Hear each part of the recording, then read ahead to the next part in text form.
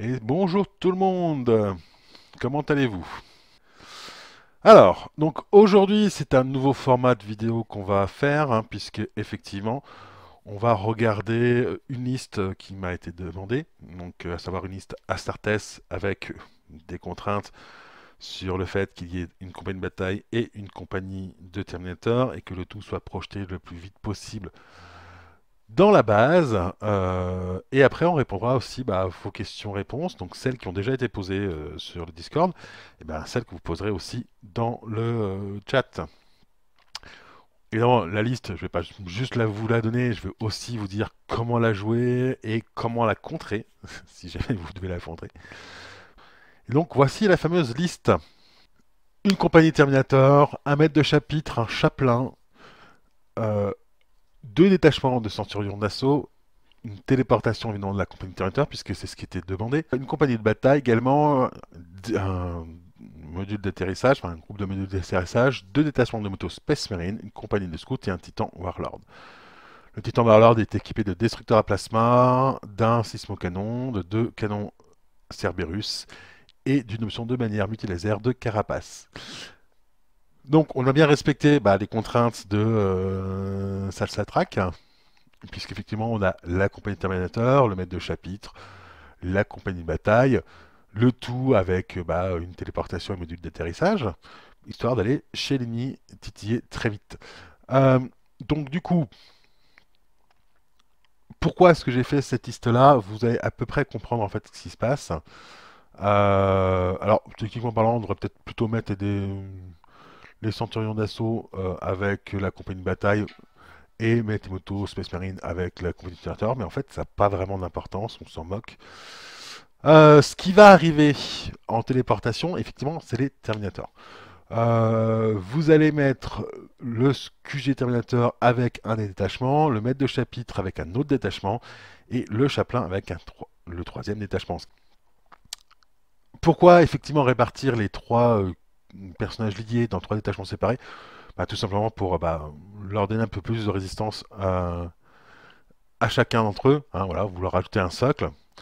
Le maître de chapitre vous permet quand même d'avoir un maître stratège qui vous permet d'avoir deux ordres en réserve que vous allez pouvoir utiliser. Concrètement, je vous conseille pour ce coup de les mettre des ordres de tir appuyé. Parce qu'en fait, soyons honnêtes, vous n'allez pas beaucoup avancer, vous allez essentiellement charger, vos ordres, ça sera très souvent de la charge, et il peut être intéressant à un moment donné de se dire, mince, là je vais changer mon ordre et je vais plutôt mettre un ordre de tir appuyé plutôt qu'un ordre de charge. Genre, vous vous êtes fait charger vos Terminators, plutôt que se prendre la charge sans pouvoir réagir, vous passez vos Terminators en tir appuyé et vous pouvez potentiellement laver ce qui vous arrive dessus, quoi, en contre-charge. Voilà. Maître de chapitre, il est pas dégueu non plus, parce que à côté de ça, quand on regarde ses stats, et ben on pleure, genre voilà, voilà, il fait mal, Plus 6 en assaut, une sauvegarde à 4+, 5+ fixe, 2 tirs à 50 mètres sur du 4+, -1. Il a quand même meneur, donc ce qui vous rajoute +1 en F1. Charismatique, ce qui vous rajoute +1 à votre test de morale. Quand vous êtes des Terminators et que vous avez déjà morale de 4, ça commence à piquer, quoi. Marche forcée éventuellement, bon ça, voilà. Maître stratège, on en a parlé. Le chapelain, lui, va voir meneur également. C'est essentiellement son, euh, son atout principal, c'est ça. Donc, ce qui fait que, en fait, en mettant, justement, en séparant, déjà, il ne faut pas mettre le maître de chapitre et le chapelain dans le même détachement parce que ça sert à rien, le meneur, il va s'annuler. Alors que si vous mettez dans deux détachements séparés, vous pouvez l'envoyer un d'un côté, un de l'autre, et vous avez deux bulles de 12 cm de rayon, où vous avez un +1 en facteur d'assaut. Ce qui est fort, surtout quand vous êtes déjà fort en assaut. Voilà. Donc ça, c'est la téléportation. Deuxième point, euh, la compagnie de bataille. Donc la compagnie de bataille, euh, les dévastateurs, ils vont tenir votre base. Très simplement, ils resteront à l'arrière pour tenir votre base. Vos Space Marines d'assaut, ils vont être dans des modules d'atterrissage, potentiellement, avec les deux détachements de Centurion d'assaut. C'est-à-dire qu'en fait, dans vos menus d'atterrissage, c'est pas la compagnie de bataille entier que vous mettez, c'est les Space Marine d'assaut avec le QG tactique, histoire d'avoir un socle de plus, et les 2 détachements de Centurion d'assaut. Ce qui vous fait une force de frappe en assaut chez l'adversaire qui est juste ignoble. D'accord? Vous avez 2 compagnies de moto Space Marine qui vont pouvoir avancer et venir à partir du tour 2 quelque part, parce que voilà, il faudra attendre le tour 2 en renfort. Et vous avez encore les scouts. Donc là, pour l'instant, je n'ai toujours pas parlé des scouts ni des Space Marines tactiques. Donc on va les évoquer maintenant. Les Space Marines tactiques, vous allez pouvoir vous en servir un petit peu, soit pour défendre votre base, ça sera en fonction de votre adversaire, soit pour aller renforcer un de vos objectifs à vous. Les scouts, eux, vu qu'ils ont infiltration, vous n'avez pas besoin de vraiment les faire mobiles. Donc, ils vont avoir pour objectif, eux, les scouts, de s'infiltrer et vous allez envoyer 2 détachements sur l'un de vos objectifs, un détachement sur l'autre. Éventuellement, avec ce deuxième détachement, vous renverrez les Space Marine tactiques aussi en renfort. Et du coup, avec ça, vous allez pouvoir prendre logiquement dès le tour 1 vos 2 objectifs chez vous. C'est-à-dire qu'à la fin du tour 1, vous tenez grosso modo aux 3 objectifs, ok, avec les scouts et les dévastateurs, plus le Titan Warlord, parce que le Titan Warlord n'est pas fait pour bouger, hein, il est très clairement fait pour rester pas loin de votre base. Voilà. Et alors après, toute la question, c'est quand vous lancez votre assaut. Là, il y a 2 écoles. La première, c'est je mets la pression directe à mon adversaire et je balance tout tour 1. Vous pouvez, les modules d'atterrissage ne sont pas concernés par la règle assaut limité, et vu que les Terminators, c'est de l'infanterie, ils ne sont pas concernés non plus par la règle d'assaut limité. Le problème, c'est que, en même temps, votre adversaire, il sera paqué dans sa base quasiment. Donc vous allez avoir peu de mal. En revanche, vous lui mettez une vraie pression et vous l'empêchez de jouer. Hein, très clairement. Vous pouvez aussi attendre le tour 2. Et en fait, attendre qu'il commence à se déployer un petit peu pour attaquer. Sur l'assaut lui-même, il y a, on va dire, pareil, 2 options. Première option, vous focalisez sur sa base. C'est-à-dire que vous balancez tout sur sa base. Troisième option, vous vous focalisez sur sa base et un de ses objectifs. C'est-à-dire que concrètement, vos assauts, vous allez les envoyer en drop pod sur un de ses objectifs. Le reste, sur sa base, avec éventuellement un détachement de Terminator qui ira sur l'objectif que vous voulez capturer. Là, encore une fois, l'objectif, il va être de mettre une vraie pression. C'est-à-dire que en faisant ça, l'objectif, c'est que vous capturez un objectif chez lui plus sa base. Donc, ça veut dire que vous capturez 2 objectifs chez lui. Vous capturez sa base. Vous tenez vos 3 objectifs. Donc, vous marquez les 3 points des objectifs. Prendre et tenir, défendre le drapeau. Et le troisième, je sais plus c'est quoi ça s'appelle, le fait de capturer la base. Submerger, voilà.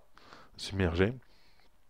Et après, vous marquez déjà 3 points. Hein, voilà. Euh, si vous, en plus, vous arrivez à utiliser suffisamment de troupes, plus que vous pouvez marquer le point de comment ça s'appelle, de pilonner l'ennemi. Et donc, vous en êtes à 4. Et à partir de là, effectivement, vous avez déjà 4 points. Votre titan, il va être pas simple à tomber, donc c'est-à-dire tour 1, généralement il tombe pas quoi. Il peut tomber tour 1, mais ça va être difficile. Après, le problème de faire effectivement un assaut dès le tour 1, c'est très problématique parce que si jamais votre adversaire a beaucoup de transport, les transports, vous n'allez pas pouvoir les bloquer. Déjà, il risque de se paquer au niveau de sa base et donc vous allez devoir vous téléporter un petit peu en dehors. Et donc, vous ne serez pas réellement tout de suite sur la base. Donc, il faut analyser un petit peu à la fois l'armée de votre adversaire. C'est-à-dire que si l'armée qui de toute façon ne va pas bouger, allez-y quasiment dès le tour 1. Si une armée qui, elle, doit se déplacer pour pouvoir être efficace, attendez le tour 2. Voilà. Qui plus est, vous avez un titan qui a un sismocanon. Le sismocanon, ça peut détruire les bâtiments, ce qui veut dire aussi que Si votre adversaire voit l'arme de votre titan, il fait 6 mots canon, ma base dans un bâtiment, mauvaise idée. Ah, voilà. Voilà, donc mauvaise idée. Et si jamais il le met, bah, attaquez sa base avec le 6 mots canon, hein, genre, si vous êtes parvenu à détruire sa base et donc les troupes qui sont dedans dès le tour 1, c'est bonus quoi. Voilà. Donc, mais effectivement, il va falloir arriver à gérer en fait la temporisation. Est-ce que j'envoie tout de suite? Est-ce que j'attends le tour 2? Le fait est en plus d'attendre le tour 2, c'est qu'au tour 1, pour gagner, il vous faut 4 points de différence. Au tour 2, il vous en faut que 2. Donc c'est plus simple de gagner au tour 2 qu'au tour 1, évidemment.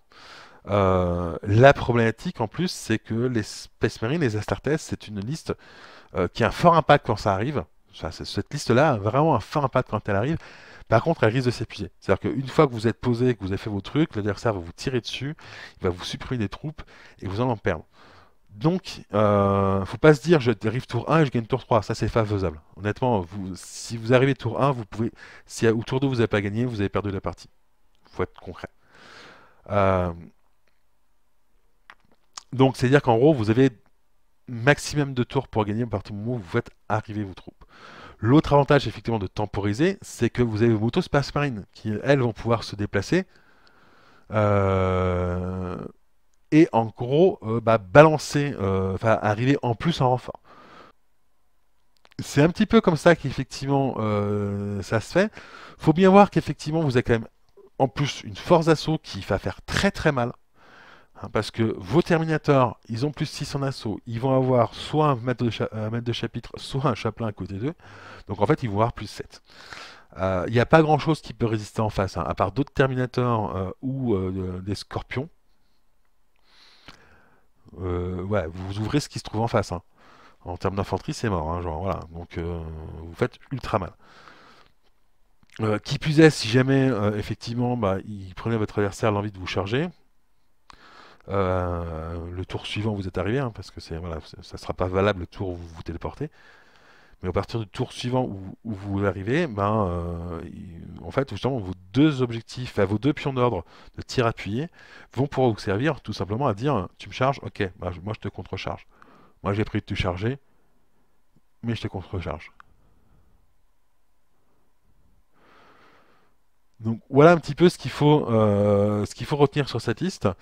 Vraiment, par contre, vous avez quasiment rien pour tenir vos arrières. Hein, c'est ce qu'il faut voir. Donc analysez la liste adverse aussi. Parce que si jamais la liste adverse, elle fait exactement la même chose que vous, réfléchissez à 2 fois. Parce que là, c'est à celui qui gagne chez l'adversaire. Hein. Voilà, si la liste adverse, c'est pareil, c'est des nécrons avec un abattoir qui débarque et qui... voilà, alors bah, ça va faire mal, quoi. Ou si c'est, je sais pas, un débarquement aérien, etc. Donc si votre adversaire a aussi comme objectif de venir de tout balancer dans votre base, eh bien essayez de temporiser. Ça peut être bien aussi de temporiser un détachement ou deux, de pas tout faire arriver en même temps, parce que de garder un petit détachement, par exemple le détachement de Space Marine d'assaut en module d'atterrissage, parce que vous pouvez voir au tour suivant, tiens, là j'ai besoin d'un renfort, euh, et ben je vais l'envoyer à tel endroit. Les motos sont aussi là pour ça. Hein. Genre que, bah, comme le dit Tourette, hein, c'est qu'effectivement, les motos sont effectivement, bah, ont de la mobilité. Donc, au tour 1, elles vont être à 60 cm de vos lignes, grosso modo, enfin à 50 à peu près, hein, parce qu'en fait, faut bouger et voir les décors. Donc, elles seront à peu près milieu de table. Hein, et ben, si jamais vous avez besoin de les faire revenir, bah, vous pouvez les faire revenir. Si vous avez besoin, au contraire, de les envoyer sur la base ennemie, vous pouvez les envoyer sur la base ennemie, sur l'objectif le deuxième objectif que vous voulez avoir. Voilà. Donc, essayez vraiment les motos de les protéger par contre, c'est-à-dire que ne les exposez pas, hein, planquez-les, voilà, derrière des bâtiments, des décors et autres, pour en gros avoir tout ce qu'il fallait. Voilà un petit peu comment vous allez la gérer. Alors évidemment, encore une fois, essayez de bien voir. Le Titan lui-même, en fait, pourquoi je l'ai piqué comme ça et pourquoi est-ce que j'ai pris un Warlord et pas un Warminger. Alors, pour 2 raisons pourquoi j'ai pas pris le Warminger. Premièrement, c'est que bah, le Warmrigger est un peu moins fort en assaut, il a un bouclier de moins. La différence de prix ne justifiait pas en fait ce côté un peu plus faible. Voilà, tout simplement. Le destructeur à plasma, bah, il est là pour annihiler tout ce qui est un peu gros, hein, voilà, c'est en clair, hein, tout ce qui est un peu de blindage. Les Cerberus sont là tout simplement bah, pour vous offrir une couverture antiaérienne et le sismocanon pour détruire des bâtiments, en particulier la base ennemie si elle est dans un bâtiment. Voilà, voilà. Concrètement, c'est très clair. Là, par contre, si jamais effectivement votre adversaire a un titan, les Cerberus, c'est très bien pour abattre ses boucliers, hein. Grosso modo, vous pouvez faire sauter tous les boucliers d'un titan avec vos deux canons Cerberus, vous n'avez pas de malus pour le toucher le titan, c'est parfait. Et après, bah, il y a les destructeurs à plasma, et là, bac. Bon bah, il y avait un titan quoi. Si vous n'êtes pas totalement, si vous ratez pas totalement vos tirs, il y avait un titan, genre voilà, concrètement. Donc, ouais, votre titan il est là pour chasser le gros. Il est là pour encaisser, pour chasser le gros. Pourquoi j'ai mis un titan aussi? Parce que si vous ne mettez pas le titan, la compagnie à briser pour avoir brisé le moral, c'est votre compagnie de Terminator. Or, c'est celle que vous envoyez dans la base ennemie. C'est-à-dire que c'est celle ou sur laquelle vous allez subir des pertes. Donc, il faut fatalement que vous soyez capable d'encaisser ailleurs, en fait. Ça manque de tir. Bah, c'est pas fait pour, en fait. Non, c'est fait pour aller en assaut, hein. C'est fait pour t'ouvrir au cac, hein. Et ça le fait très très bien, hein. Je te garantis. Pareil, hein, les centurions d'assaut. Pourquoi des centurions d'assaut plutôt que j'aurais pu mettre des Space Marines d'assaut, hein. Alors pourquoi les centurions d'assaut? Bah pour deux raisons. Euh, c'est ultra bourrin en assaut, hein. J'aurais pu mettre des Terminators. Honnêtement, j'aurais pu mettre des Terminators d'assaut à la place, hein. C'est grosso modo le même prix. C'est un peu, ça a le même capacité d'assaut. Alors certes, les Terminators d'assaut on esquive. Sauf que bah, un centurion d'assaut, bah, déjà, ça détire. Alors certes à 25 centimètres, mais c'est quelques tirs. Donc ça peut toujours faire la blague. Et surtout, ça a une meilleure sauvegarde. Et en plus, ça compte pour deux. C'est-à-dire que là où... oui, dans un bâtiment, tu peux pas faire entrer, mais tu t'en fous, t'as un sismocanon. T'as un sismocanon hein, pour dire rentre pas, mets pas tes trucs dans un bâtiment. Voilà.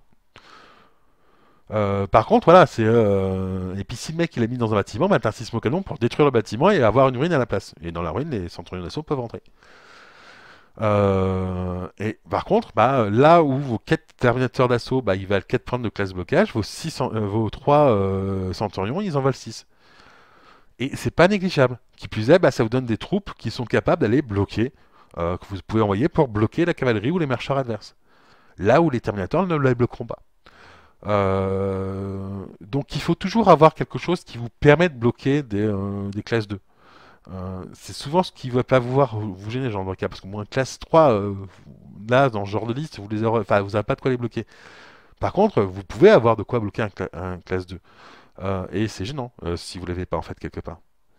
Euh, Parce qu'effectivement, bah, votre adversaire, il va pouvoir se dire, bah, écoute, ma cavalerie, je vais la jouer en dernier, je vais la retarder, je vais envoyer d'abord tout ce que je peux pour te bloquer, et voilà, et c'est aussi bête que ça, hein.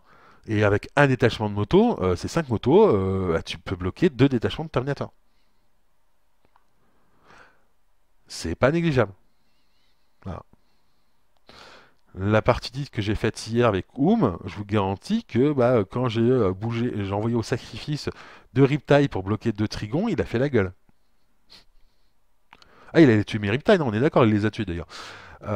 Mais je vais bloquer 2 Trigons qui n'ont pas pu faire leur taf. Donc, faut avoir de quoi bloquer en fait l'adversaire. Et c'est ça, c'est à ça qui servent les centurions de nation. À aller bloquer l'adversaire là où vous voulez. Et en plus, bah, ils ont un peu plus de classes de blocage pour la capture des objectifs. Et honnêtement, avec cette liste, les objectifs dans un bâtiment, on s'en fout, vous avez un sismocano. J'ai passé à comment la contrer, parce que ça se contre, hein, vous ne pas déconner. Alors, comment contrer cette liste?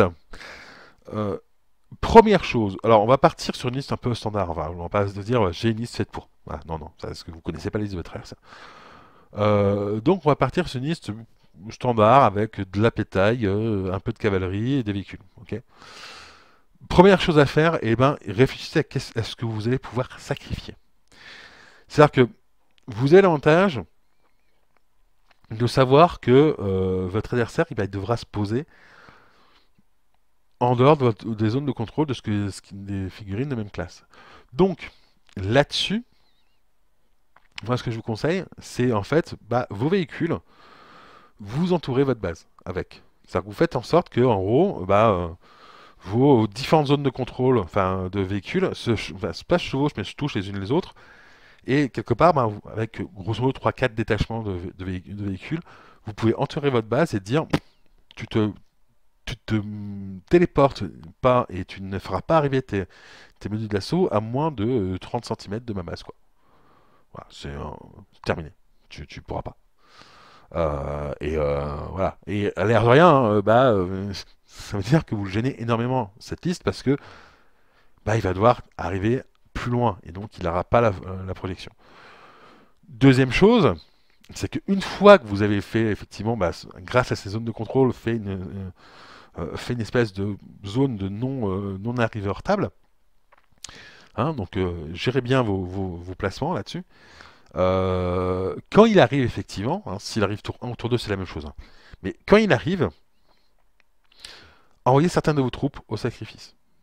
C'est-à-dire que, à la limite, je vais dire un truc qui est con, mais perdre 3 tanks, je sais pas moi, perdre 3 Leman Russ, quand je joue Gougar MPH, je perds 3 Leman Russ, mais l'avantage c'est que je vais bloquer 2 détachements de Terminator. Et ben putain, c'est super bon quoi. C'est-à-dire que, encore une fois, profitez du fait que un véhicule, il va pouvoir bloquer 3 socles d'infanterie.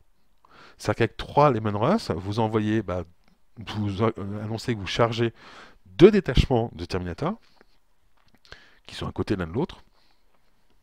Vous arrivez, boum. Avec 2 des Leman Russ, vous engagez tout un détachement. Hein, voilà, ça fait, vous pouvez engager jusqu'à 6 socles d'infanterie, ça tombe bien, ils sont que 4. Et le deuxième, vous en profitez pour engager au moins un socle du détachement suivant. Et ce qui fait que là, en fait, vous allez pouvoir le bloquer là où il est et retarder les choses. Vous pouvez aussi envoyer de la piétaille. Hein. Enfin, si vous envoyez 10 socles de garde tactique venir bloquer 2 détachements de, euh, de Terminator, ok, ils vont se replier. Hein. Mais sauf que vous venez de sacrifier quoi 150 points pour retarder d'un tour l'arrivée des Terminators sur votre base. Ça va prendre, hein, vous prenez tout de suite, hein, vous faites direct. Surtout que derrière, vous pouvez tirer sur le truc, sur les Terminators, une fois qu'ils ont fini d'achever aux petits gardes. Voilà. Pensez aussi à l'astuce de Gracor que j'avais déjà, qui est sur la chaîne YouTube, que j'ai faite il y a pas longtemps. C'est-à-dire qu'en fait, avec des trous de merde, vous entourez votre base. Alors évidemment, il y a un sismo-canon en face, donc très mauvaise idée de mettre la base dans un bâtiment. Mais faites en sorte de faire un cordon. Hein, vous utilisez des trous de merde pour faire un cordon et faire en sorte que, en gros, les Terminators, avant de pouvoir attaquer votre base, ils vont devoir attaquer autre chose. Et pour le coup, si jamais vous avez une ruine, pour rappel, mettez votre base dans votre ruine.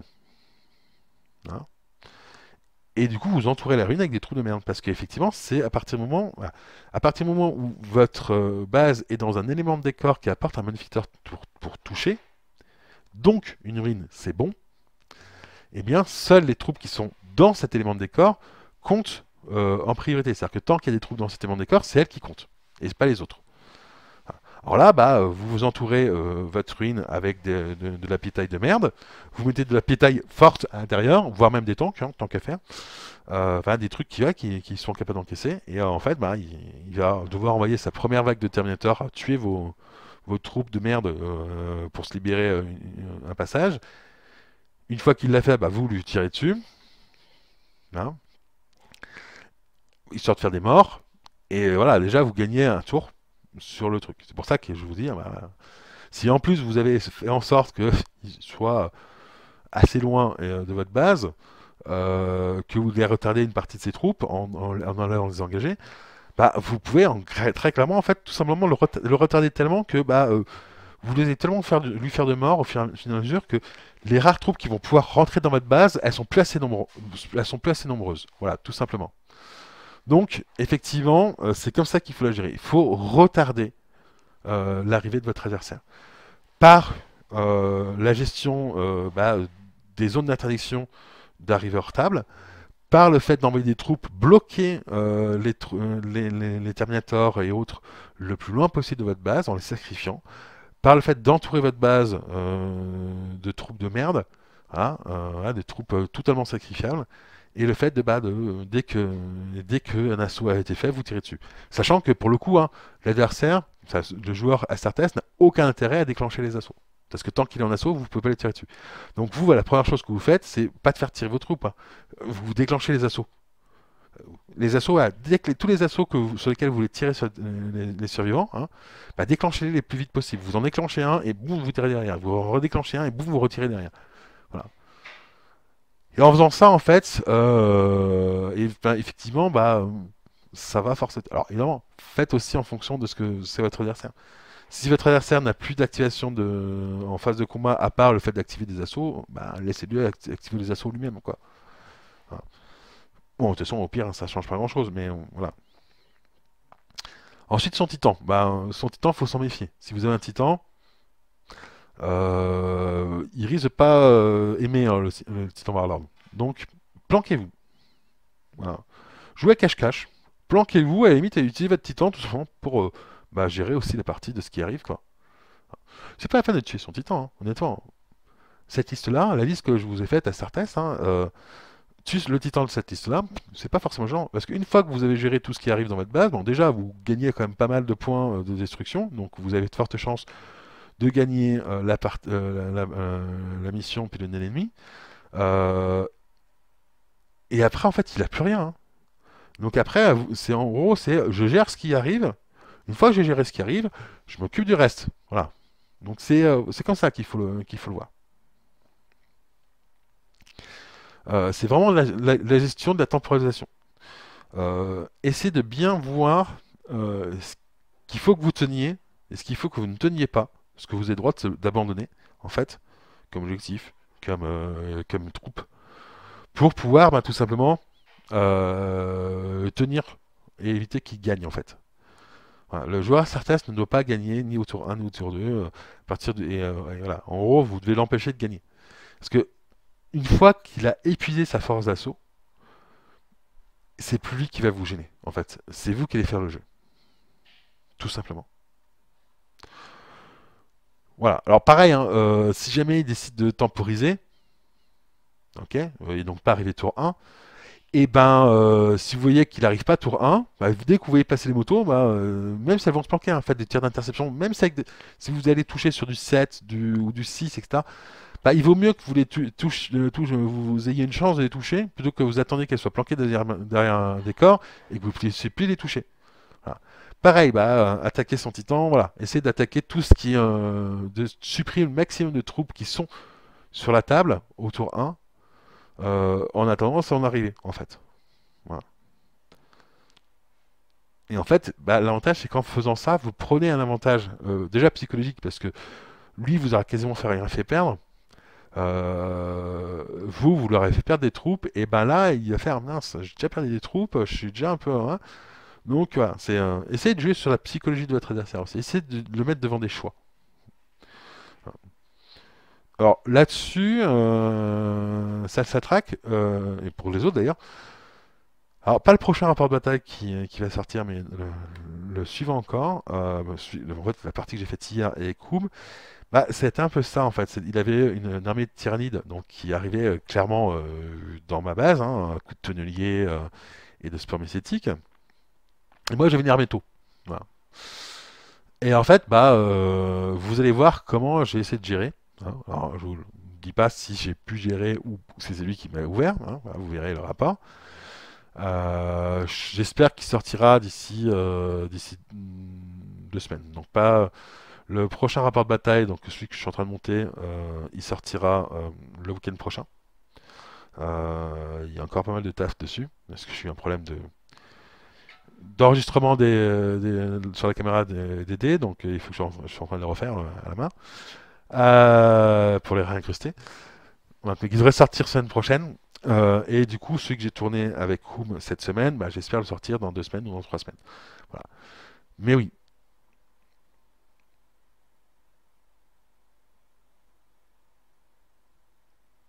Ah, en fait, là, ce que je dis, la psychologie, c'est plus vicieux que ça. C'est qu'en gros, tu peux lui faire tu peux essayer justement de le manipuler un petit peu en lui mettant devant des choix. Voilà. C'est à lui dire, bah tiens, tu veux capturer cet objectif-là aussi, enfin, tu veux capturer ma base et cet objectif-là, ok, d'accord. Et ben cet objectif-là, je vais envoyer des troupes en plus. Tu vois, voilà, je vois bien que tu veux y aller sur celui-là. Et ben sur celui-là, bah, je vais mettre des troupes là-bas. Donc voilà un petit peu, effectivement, comment on gère cette liste. Les tarentules, les dreadnoughts, les centurions et les dévastateurs. Donc c'est assez vaste hein, comme question. Donc je vais essayer d'y répondre avec bah alors encore une fois, hein, par contre c'est mon ressenti, c'est-à-dire que je pense que d'autres joueurs pourront avoir d'autres ressentis sur les différentes unités. D'accord? Donc n'hésitez pas hein, d'ailleurs si vous avez d'autres façons de voir ces unités à le dire. Donc on va commencer par les tarentules. Alors les tarentules elles sont pas mal dans le sens où bah, d'une part, elles n'ont pas de morale. Alors, sur l'Astartes, c'est pas vraiment ce que je jouerais. Enfin, concrètement, moi, l'Astartes, c'est pas spécialement mon kiff. Par contre, sur la garde impériale, ouais. Parce que bah, garde impériale, vous avez déjà un pas bon moral. Donc, avoir des troupes qui n'ont pas de morale, hein, qui ne fuiront jamais, bah, c'est déjà bien. Hein. Vous vous en foutez, hein, concrètement. Alors, ça coûte un peu cher. Hein. 175 points les 3. Par contre, bah, c'est une bonne troupe pour concrètement être tranquille, parce que ça va toucher sur du 4+, PA-1 à 75 cm, ça tire réflexe et ça tire 2 fois. D'accord. Donc c'est pas mal. Hein. C'est qu'en gros, vous pouvez faire un tir d'interception, puis un autre tir dans la phase de combat. Généralement, vous mettez vos talentueux en tir-appui. Hein. Enfin, faut pas. Voilà. C'est pas avec leurs 5 cm de mouvement. Voilà. En fait, vos talentueux vont être là pour. Bah, c'est ouais, t'as un rhino qui passe, bon, bon, bah, pan, voilà, hein, tout simplement. Et après, je tire sur les troupes pas trop. Voilà, après, c'est la capacité robot, donc vous choisissez pas totalement vos styles, mais quand même. L'avantage, c'est que c'est de l'artillerie légère, donc vous pouvez potentiellement bah, les poser dans un bâtiment. Ça peut très bien vous servir à protéger votre base. Hein. Voilà, c'est des troupes que vous pouvez, voilà, que vous pouvez poser un petit peu sur le côté de votre base, histoire que l'adversaire il fait arriver des rhinos, hein, enfin, vous tirez dessus, hein, et avec un peu de chance, vous pouvez même les avoir de côté sans avoir une PA de -1 supplémentaire. Voilà. Ça fait réfléchir quand même, quand vous avez des tarentules en face de vous. Bon, ça fait moins peur que des faucheurs morts, on est bien d'accord, mais quand même, c'est pas, voilà, c'est pas anodin. Ensuite, les dévastateurs. Les dévastateurs, pour moi, ils sont parfaits pour tourner votre base, tout simplement. Faut pas chercher plus loin. Genre, dévastateur, ça tient votre base. Ou alors, c'est que vous avez fait vraiment une liste accès tir voilà. Et pour le coup, oui, bah, ils sont là pour la saturation. Mais vraiment, avoir un détachement de dévastateur dans une liste Astartes, c'est pas mal parce que ça tient votre base. Hein, c'est un détachement qui est au fond, voilà, qui tient votre base, qui tire quand même pas mal, qui sature bien, qui peut faire de l'anti-aérien de secours. Voilà, donc de l'interception sur des véhicules aussi. Hein. J'arrive avec des véhicules, pam pam pam pam. Voilà. Ils sont quand même 6, donc ça fait quand même 12 attaques sur les 5 plus PA-1. Ça fait pas rien. Voilà. Et si vous prenez une compagnie, bah, pour le coup, si vous prenez une compagnie, transportez-la. Hein, si vous avez plusieurs détachements de testeurs, transportez-les. Et mettez-les en milieu de table au tour 1. Voilà. Et après, bah, vous tirez comme des malades. Donc jouez avec vos transports pour que vos dévastateurs soient en avance. Hein, ils vont payer 5 centièmes pour sortir du transport, 5 centièmes pour rentrer dans le bâtiment. Et donc du coup, bah, ça sera bon, ils pourront tirer. Si ils dépassent, si leur zone de contrôle dépasse. Mais du coup, ouais, c'est pas mal. C'est une bonne. Ça peut, bah ouais, vous avez quand même. Vous pouvez avoir 36 dés d'attaque sur du 5 plus PA-1 en milieu de table qui tire bah, jusqu'à la base, quasiment jusqu'à la zone de déploiement adverse. Hein, voilà, enfin, jusqu'à la zone de déploiement adverse. Ça fait pas rire. Voilà. Votre adversaire, il va se dire c'est relou là. Surtout quand c'est dans un bâtiment que lui, il a rien pour détruire le bâtiment. Euh, Voilà, donc voilà, c'est un peu les deux options. Donc, de toute façon, je joue les dévastateurs. Soit un détachement qui tient ma base, soit effectivement trois détachements qui vont tout simplement bah, tenir chacun un bâtiment en milieu de table, voire un objectif au passage, et bah, commencer à balancer de la purée un petit peu. Le PA-1 fait que bah, ils sont pas faits pour tuer du lourd. Par contre, c'est parfait pour tomber des boucliers. C'est parfait pour tomber des véhicules un peu légers comme des Renault ou des Chimères. Voilà. Donc c'est très très bien. C'est une bonne tactique comme ça. Maintenant, sur les Centurions. Parce que les Terminators, les Dévastateurs, les Dreadnought, on les verra après, il y en a un peu beaucoup quand même. Donc les Centurions, bah, Centurion d'assaut, il ne sert que si vous l'envoyez en drop pod. Ou par Thunderhawk, mais moi personnellement, ce sera plus par drop pod. Parce que vous pouvez envoyer plus facilement, plus nombreux. Voilà. Dans la base adverse, qu'est-ce que ça fait mal? Plus 7 de facteur d'assaut, une sauvegarde à 3 plus 5 plus fixe. 3 tirs 25 cm, 1 sur du 3 plus PA-3, donc déjà ça fait pas rire si le mec fait ah, j'ai un titan, je suis dans ton dos, ah merde. Et 2 tirs à 6, bon, ok, voilà, c'est des tirs à 6, mais bon, c'est, ça fait réfléchir quoi la contre-charge. Donc ça se défend très très bien. Voilà. Mais effectivement, c'est un truc qui s'envoie dans la ligne adverse en mode d'atterrissage. Le dévastateur, lui, par contre, eh ben, à l'inverse, il est fait pour tenir la vôtre. Donc il va remplir à peu près le même rôle qu'un détachement de dévastateur de Space Marine Devastator. Hein. La différence c'est que bah, lui il ne pourra pas se planquer dans un bâtiment, hein, mais donc, du coup voilà, si vous avez comme objectif de mettre votre base non pas dans le bâtiment mais en dehors, bah Centurion d'assaut c'est pas mal. Et ils peuvent éventuellement compléter une défense de base. C'est-à-dire que bah, vous avez d'autres détachements qui tiennent votre base, plus des dévastateurs des Centurions dévastateurs qui allument. L'avantage c'est qu'ils touchent mieux. Et avec une beaucoup plus grosse PA que les dévastateurs, hein, puisque c'est 2 tirs 75 cm sur du 4 plus PA-2. Ils ont aussi 2 tirs 25 qui sortent se défendre un petit peu contre l'assaut. L'assaut, ils sont pas dégueux, hein, parce qu'une 4 plus, enfin un facteur d'assaut de 4 plus, ça fait pas rire. Et puis la sauvegarde, un 3 plus, 5 plus fixe, ça fait pas rire non plus, quoi. Voilà. Alors sur les Dreadnought, eh ben, il y en a plusieurs types. Premier Dreadnought de Contemptor. En fait, chaque Dread va avoir son objectif. Ok. Le Contemptor, bah écoutez, facteur d'assaut de plus 5. Qu'est-ce que je peux dire?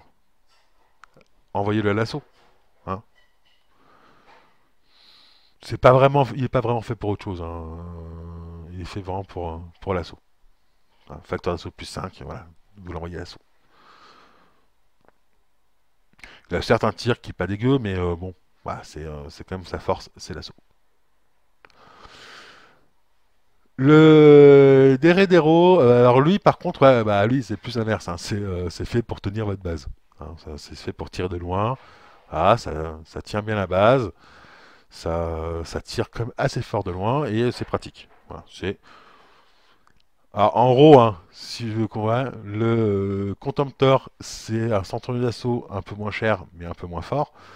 Le Deredero, c'est un centurion dévastateur en un peu moins cher, mais un peu moins fort. Tout simplement.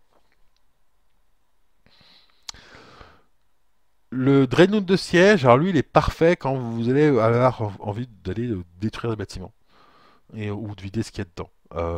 Donc, Ouli, c'est pareil, il faut trouver un moyen de le transporter pour qu'il y arrive. Hein. Mais bon, bah, endommage les bâtiments PA-2, quand vous avez 3 qui le font en assaut, hein, Euh, Comment vous dire que l'adversaire, il va regarder ça en mode j'ai pas envie que ça arrive. Ah, donc c'est aussi des troupes qui risquent de mourir, hein. Donc encore une fois, ça fait partie, moi, ceci, ça fait partie de ce que j'appelle les troupes psychologiques. C'est-à-dire que j'attends pas forcément de mes Dreadnoughts de siège qu'ils détruisent la base. Par contre, j'attends qu'ils fassent suffisamment peur à l'adversaire pour qu'il soit forcé de les gérer et me laisser finalement d'autres troupes tranquilles. Parce que s'il les gère pas, bah, il a 3 Dreads qui vont arriver sur sa base qui endommage le bâtiment P1-2 chacun. Ah, bah, ça peut faire tomber la base, quoi, hein, concrètement. Le Dreadnought de siège, vraiment, c'est vous balancez ça dans la base adverse, à côté de la base adverse, et vous rigolez un coup parce que votre adversaire va être obligé de les gérer. Et ça, typiquement, c'est des troupes que votre adversaire va être forcé de gérer. Il va être forcé d'envoyer soit des véhicules, soit des marcheurs ou de la cavalerie pour les bloquer. Et ben, c'est ça de moins qui ira sur vos Terminators, par exemple. C'est bête à dire, hein, mais voilà. In fine, c'est des points que, certes, vous attendez à ce qu'ils se fassent tuer. Alors, en même temps, ils ont quand même un facteur d'assaut de plus 3, donc c'est pas déconnant. Voilà. Mais voilà. Et même comme ça, après, voilà, ça a quand même un bon tir pour qui ignore les couverts, hein, c'est pas dégueu. Donc, c'est pas mal du tout comme principe. L'Ironclad, pardon, en lui-même. Alors lui, bah, c'est un mixte entre le Contemptor et le siège. C'est-à-dire que il a, en hommage au bâtiment PM-1, il fera un peu moins peur effectivement là-dessus. Mais bon, ça peut faire la blague, encore une fois, bien envoyé.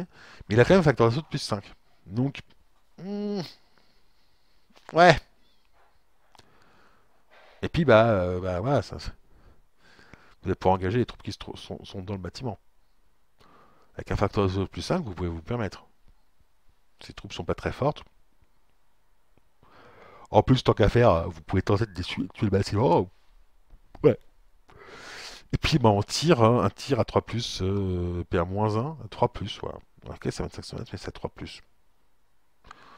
Encore une fois, voilà, lui, il est plus là, en fait, finalement, pas tant pour détruire le bâtiment que pour finalement agresser ce qu'il y a dedans et tenter de le détruire au passage. Et on va continuer, bah, du coup, avec le dernier, le Redemptor, hein. Donc, le Dreadnought Redemptor, lui, c'est un titan. Enfin, c'est pas un titan. Hop, hop, hop, hop, hop. Lui, c'est un Dreadnought de milieu de table. Hein, lui, vraiment, c'est pareil. Il faut arriver à trouver un moyen pour le positionner en milieu de table. Voire dans la base ennemie, mais c'est un peu moins puissant, ça. Mais par contre, voilà, 2 tirs à 57 sur le 5+0, ça fait comme 6 tirs à 5+0. Sur des trucs qui tiennent pas mal, qui ont bonne sauvegarde. Ça met une pression, encore une fois, en milieu de table, quoi. Alors, c'est à ajouter, hein, effectivement, c'est un truc qu'il faut que vous ajoutiez dans une liste qui est déjà faite pour tirer milieu de table, hein. Voilà. Si tout seul, ça fait pas peur. Mais si vous avez 3 détachements de Devastator plus, en milieu de table, plus 2 détachements de Redemptor, plus d'autres troupes, etc., plus des Crusaders, par exemple, des Land Rider Cruisers, là, votre adversaire, il fait bon, je passe pas le milieu de table, c'est ça? Non, tu passes pas le milieu de table. Voilà, le milieu de table, c'est à moi. Et du coup, moi, je tire chez toi, en fait. Merci à tous nos partenaires. Gore Factory, Trail Under the Bridge, Grand War Game, Hachatan 6 Studio, Iliada Games Studio, le magasin Ragnarok à Foix et le magasin La Taverne du Gobelin Farci à Saint-Étienne. Pour bénéficier de réductions chez nos partenaires, rejoignez l'association NetEpic. Tous les liens en description.